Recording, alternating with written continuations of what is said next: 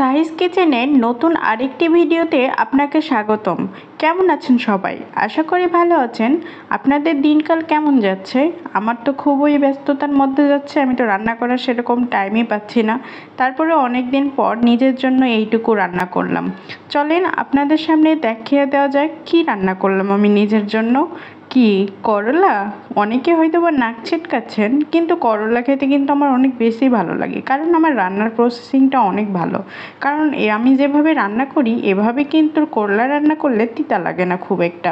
চলেন তাহলে রেসিপিটা দেখা যাক। প্রথমে একটা প্যানে কুচি কুচি করে করলা কেটে ধুয়ে দিয়ে দিয়েছি, সাথে দিয়ে দিয়েছি খোসা ছাড়ানো আলু কুচিও, এবং দিয়ে দিয়েছি হাফ কাপের মতো পেঁয়াজ কুচি, এবং ঘরোয়া যে মশলাগুলো 1 চা চামচ করে সবগুলো ব্যবহার করেছি। এখানে লবণ দিয়েছি 1 চা চামচ, ধনিয়া গুঁড়ো 1 চা চামচ, হলুদ গুঁড়ো 1 চা চামচ, গরম মশলা গুঁড়ো 1 চা চামচ, এবং এখানে প্রায় 1.5 কাপের মতো পানি অ্যাড করে মশলাটা ভালো মতোভাবে করলা এবং আলুর সাথে মিশিয়ে নিচ্ছি। এবং এখানে এই মিশ্রণটাকে আমি ঢাকনা দিয়ে ঢেকে সিদ্ধ করে নিব অল্প। বেশি সিদ্ধ করা যাবে না, না হলে কিন্তু করলাগুলো গলে যেতে পারে, তাই অল্প কিছু পরিমাণ সিদ্ধ করে নিব। এখানে প্রায় হাফ কাপের মতো পানি ব্যবহার করেছি, বেশি ব্যবহার করতে যাবেন না, না হলে কিন্তু করলাটা একদম গলে যেতে পারে।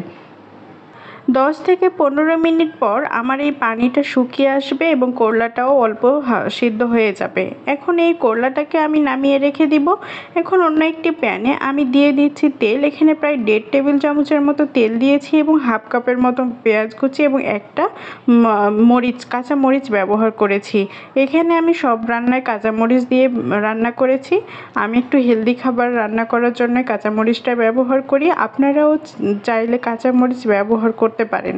এখানে আমি আস্ত গোটা জিরা ব্যবহার করেছি। এখানে 1 চা চামচের মতো আমি গোটা জিরা দিয়েছি। আপনারা কিন্তু কাঁচা মরিচ খাওয়ার বেশি চেষ্টা করবেন। শুকনা মরিচ খেলে কিন্তু পেটের অনেক সমস্যাও দেখা দেয়, তাই কাঁচা মরিচ খাওয়ারই চেষ্টা করবেন। যখন পেঁয়াজটা একদম হালকা ব্রাউন কালার হয়ে আসবে, তখন সিদ্ধ করে রাখা করলা আলুর এই তরকারিটা দিয়ে দিব এবং ভালো মতোভাবে নাড়তে থাকবো।